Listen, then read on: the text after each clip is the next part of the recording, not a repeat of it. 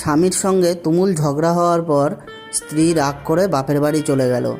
যাওয়ার আগে বলে গেল, জীবন থাকতে আর কখনো তোমাকে নিজের মুখ দেখাবো না।